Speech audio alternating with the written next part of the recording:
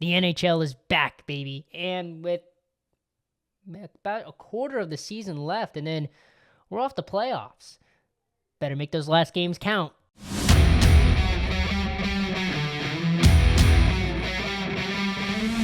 Goal. Avellini. Here comes Peyton. And Peyton is in for the touchdown. Unbelievable. Takes it, Cade. 2-on-1. Hustling back is point up a shot. Score! Patrick Kane in overtime. Ahead of Jenks. Uribe charges, throws. Out! And the White Sox have won the World Series. To the circle. Puts the shot in the air. Good! The game's over. And the Bulls have won. From the pocket, so Ferguson was on the run, and you're going to see Wilbur Marshall come here and really flatten him. Oh, boy, did he really hit him. Looking downfield, launching downfield, going for it all. It is caught. Here's Bernard. Feeds it back. Hazar scores from Hazar in overtime. And the Hawks win it 4-3. Hello, everybody. My name is Adrian Iron, and welcome back to Da Superfan Network. NHL is back. We're back. After the Olympics have been finished up for quite some time, the NHL is back. And it started yesterday, and the Hawks have a big game today. It's the Chicago Blackhawks playing their first game since the Olympic break. All their guys are back, and they're ready to go. It's very, very, very exciting stuff. They will be taking on, once again, for the third time this season, trying to take the lead in this season series against the Nashville Predators. The Blackhawks coming into this game at a record of 22-26-9, and the Nashville Predators come into this with a record of 26-24-7.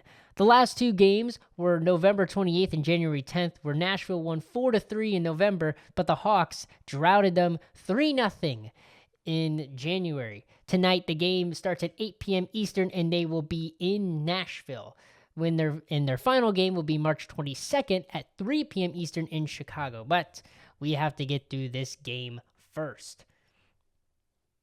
Players to look out for, Connor Bedard. Let's see if him being left off the Olympic roster fueled a fire underneath him, and see if he's ready to go and get back into the game and back in the swing of things. I have a wheel that I have for the last 30 games of the season, and we're down to the last 25, and I spun the wheel, and today it landed on my Connor Bedard jersey. Since I have the Kane jersey, the Bedard jersey, and this Frank Nazar jersey, I have 3 Blackhawks jerseys, so I just spin a wheel. Let me know if you want to see that happen with the wheel spinning, like somewhere in here. But I spun the wheel earlier today, and it landed on Connor Bedard. So that's who we got. So look out for Connor Bedard. Before the break, he was on a game streak of 5 goals and 3 goals and 5 points in the last 5 games. For Nashville, Philip Forsberg, he comes back from the Olympics. I'm pretty sure he was in the Olympics. I may be wrong about that. He did play for Sweden, though. So he played for Sweden for the Olympics, and he is back for Nashville, and he is ready to go.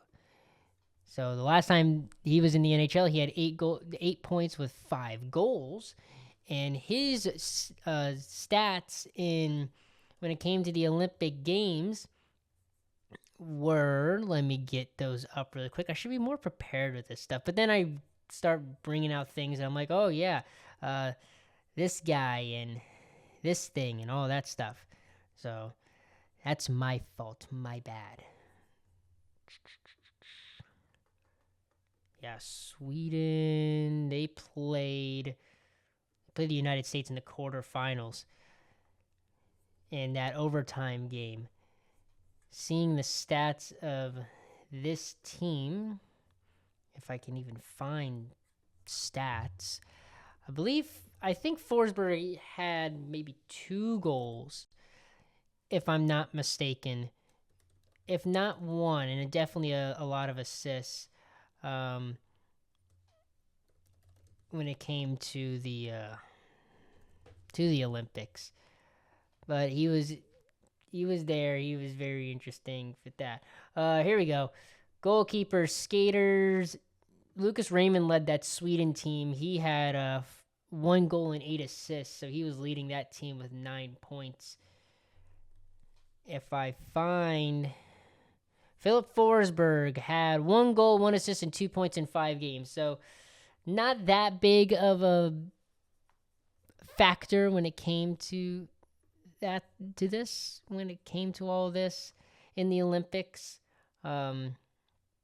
So just is what it is. But he'll be back for the Nashville Predators, where he will also have to probably be carrying that team along with Roman Josi. Actually, Roman Josi was the person with 8 points. Forsberg had 5 goals. Josi, 8.6 assists with that. For the starting lineups, as of right now, it's Spencer Knight in goal. He's playing his 4th game against the Nashville Predators, and he has won every single time he has started against the Predators, with a save percentage of .939 and a goals against average of 1.41. This season, he has a goals against average of 2.62 and a save percentage of .908, with a record of 16 wins, 16 losses, and 17 overtime losses. As of right now, projected, it's going to be UC Saros in goal. He is 15-5-2 in the 23 games he has played against the Blackhawks, with a save percentage of .924 and a goals against average of 2.21. This season, he has a goals against average of 3.20 and a save percentage of .892. 21 wins, 17 losses, and 5 overtime losses for UC Saros this season. For the starting lineup, in Nashville, Stamkos, O'Reilly, and Evangelista, Forsberg, Julia, Bunting, Smith, McCarron, Marchessault, Lehurix, Jost, and Weisblatt, Ski, Josi, Wilsby, Perbix, Hago, and Barron. I definitely butchered a couple of those names, but it's been a while, so cut me a little bit of some slack here. For the Blackhawks, it's Green, Bedard, and Burakovsky, Moore, Nazar, Bertuzzi, Donato, Dickinson, Mikheyev, Teravainen, Foligno, and Slaggert, with Vlasic, Crevier, Murphy, Rinzel, Grzelcyk, and Levshinov. So mixing it up a bit on those defensemen right there. Sam Rinzel, he's back, and I'll get more into that with some things I've looked at. Sam Rinzel is back. Levshinov, he's back, and he's paired with Grzelcyk. Vlasic and Crevier are together. Injuries. Dickinson had an illness in practice, so he is a game time decision, and so is Haula for Nashville. Both of them are centers when it comes to this. Nobody else is injured for Nashville. No one on IR and no one on the long-term IR, but Wood and Blankenberg are scratches for tonight. However, Wood may be going in if Haula cannot start. Lafferty and Korchinski are scratches. They brought up Kevin Korchinski recently. Doc is a day-to-day injury, but he will not be playing tonight. He's scratched anyway. And Kaiser is on long-term IR when it comes to the Blackhawks and their team. My keys of the game, in my opinion, I'm thinking here, mostly this is a season key. Finish strong. You have nothing to lose, all to gain at this point, with a record of 22, 26, and 9. So we'll see what happens. But you know this opponent very, very well, and you can get definitely another win on these guys. And I'm excited that the NHL is back. So key to the game, score, because you guys if you get at least 3, because you can beat Nashville. You have beaten Nashville before. Now to the stuff I wanted to point out. We're down to the last 25 games of the season. And I was thinking, how did the Blackhawks do last season compared to what they could do this season? One thing I saw, and I was very interested in seeing, we had last season we had at least 37 skaters, 37 players, that includes goalies, suit up for at least one Blackhawks game. And some of these names are absolutely crazy of who we had starting. Nolan Allen, Isaac Phillips, Seth Jones, Craig Smith, Joey Anderson, Philip Kurashev, Peter Mrazek, Taylor Hall, Lucas Reichel, Pat Maroon, TJ Brody, Andres Anthonisiou, Joe Veleno. Like, we had some random guys on this team the last year that are no longer on this team. This year has been a little bit different. At this point right now, we've had only 24 different players suit up for games. That includes goaltenders as well. So only 24. The only one that's on the roster, but he's not playing any games, is Shea Weber. I don't know why Hockey Reference has him as on the roster, but he's really not on the roster. It's just for cap space in a trade that we made way back. I'm trying to remember what that trade was. I think it was something to do with like Veleno, with Joe Veleno. So very interesting to see there. But looking back at the last 25 games of last season, the Blackhawks went 8-13-4 with scoring 74 goals and allowing 95, having 588 shots on goal and 13 power play goals, while they allowed 749 shots on goal and 16 power play goals on them and one shorthanded goal. However, the Hawks had 5 shorthanded goals in that stretch of 25 games. So we're in a very interesting spot. If the Hawks were to repeat exactly what they had, exactly that stat of 8-13-4, the Hawks get just enough. They get 30 wins. They get 39 losses. And they would have 13. They would have 13 overtime losses. So a 39, and dang it. That's my alarm. Put on the news. 13, 39, and 13 would be their 30, 39, and 13 would be their final record of the season if they were to do the exact same things as they did last season. But we're not having 37 random guys. We don't have a bunch of random guys that are starting games for us. And another thing I like to mention, in those last few games, in the last 25 games, we started seeing some players that are on this roster now. Some of those young guys like Sam Renzel, Oliver Moore, Ryan Green. We saw Frank Nazar show up a little bit before those last 25 games. Kevin Korchinski. We saw a couple of those young guys show up and start playing some games. So here's the question. Who would we be seeing coming up soon? Well, there's one obvious one. The SHL, the Swedish Hockey League, their regular season ends in around March. Around March is when the SHL regular season ends. March 14th is when the regular season ends. And with the team that Anton Frundell is on, which makes me mention Anton Frundell is probably the guy that we are looking at. But looking at the team that Anton Frundell is playing for, Djurgårdens IF.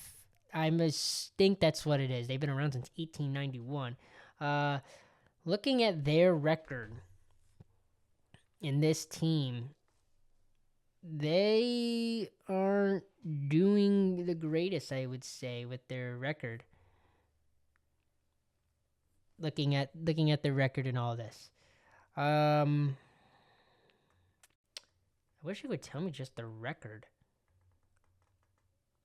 Elite Prospects is bad with this. You kidding me? Like, what is the record for them? Let me go straight to the SHL then. SHL. There's some interesting teams here in the SHL. Maybe I should watch more of the SHL. League standings. Djurgårdens IF, they're 9th out of the 14 teams that are in this league. They are 9th with a record of 17-21 in 8 ties, 5 overtime wins, and 3 overtime losses. I guess they don't do shootouts in this league, I assume. That's my assumption. But looking at that and looking at that timeline of March 14th, it seems to me that we might be seeing Anton Frundell come up into the NHL and play a couple of those games near the end of the league. So Anton Frundell might be one guy we might have to look out for when it comes to all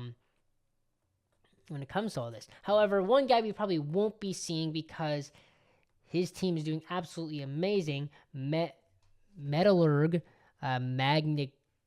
Magnitogorsk, with a record of 38 wins, 8 losses, and 9 overtime wins and 6 overtime losses, is our boy Roman Kantsarov coming from the KHL. He probably won't be showing up because they are the number 1 team in at least the Eastern Conference and the number 1 team in the entire league. So Kantsarov will probably play for the KHL championship, whatever that may be called. I don't know much about the KHL. All I know is it's in Russia. But so we won't be seeing Roman Kantsarov show up for the Hawks coming into that later end of the season. However, we definitely will see Anton Frundell showing up near the end of the season. And it's very nice because this stretch of games is probably like my favorite stretch. Like the last quarter of the season is probably my favorite. The first quarter is like, okay, let's see what the team's got. The middle is like the dog days, like, oh my goodness, like we're in the middle of the season, like, geez, how's our team doing? Are we good? Are we bad? Like, what's the season looking like? And then the end of it is, if you guys are like, there's a 1% chance that the Hawks make the playoffs, but the guys are still trying to make the playoffs. Will they? I don't know. I probably doubt it unless they go on a crazy run on these last 25 games, which is still possible after this Olympic break. They've been working hard. But I like it for the teams that are not doing well because then you get to see some of your prospects come up. They're in like minor leagues and other professional leagues around the world, and those leagues end and they show up and it's like, okay, they're here. Let's see how they blend in with the rest of this team, and it's really, really cool. So that's one guy to look out for when near the end of this 25 game stretch, and to see, can the Hawks do better than they did last year? They probably can. I think we'll get 10 or 12 wins at the end of this year. 10 or 12 wins, I think, is what we'll get.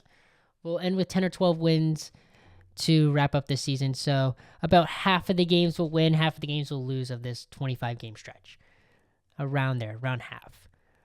But player to watch out for, the pick of the game is going to be Connor Bedard because he got left off of the Olympic roster for Team Canada. They could have needed him, to be honest. But we'll see if that lights a fire under him and see how he adjusts getting back into the league. 25 games to go in the season, and it's going to be a doozy. The standings coming into it, Tampa Bay leads the Atlantic Division with Montreal and Buffalo. Yeah, the Sabres have a locked playoff spot right now. The Metropolitan, it's Carolina, Pittsburgh, and New York. However, Pittsburgh's going to have to try to hold on because Crosby is going to be out for at least 4 weeks after getting injured in that game against Czechia in the Olympics. Detroit and Boston hold the wild card spots, but Washington, Columbus, and Ottawa and Toronto are close behind. Florida is way out of it, so no three-peat for the Florida Panthers unless they make a crazy run for the last 20-ish, 25-ish games of the season. They have 26 left this season, so if they can make a crazy run, who knows? But it's going to be really interesting to see what will shake up in the Eastern. For the Western Conference, it's Colorado, Dallas, and Minnesota leading the Central Division, with Vegas, Anaheim, and Edmonton in the Pacific. The Central blowing out the Pacific, by the way, with their points. And then Utah and Seattle hold the wild card spots. However, it's still a tight race. Los Angeles is 3 points back, Nashville with 4, San Jose with 5 points back, And Winnipeg has got some momentum and has found its way back up. Chicago is 7th in the wild card rankings, about 10 points behind Seattle. However, there's a lot of games to go this year, a lot of games, so we could see what happens. With 25 games to go, anything can happen. A big injury can happen and can shift everything. But other than that, I think that's really all I have for this. I'm really excited for this game. I'm glad the NHL's back. However, I may regret saying that if we win or lose tonight. If we lose tonight, I'll probably be like, dang, I wish I was still watching USA Hockey. If we win, I'll be like, all right, we're on a roll. Let's get going. So we're excited to see what could happen. That's all I got for this episode of Da Superfan Network with Blackhawks pregame. I will see you after the game. Let's go Hawks. God bless.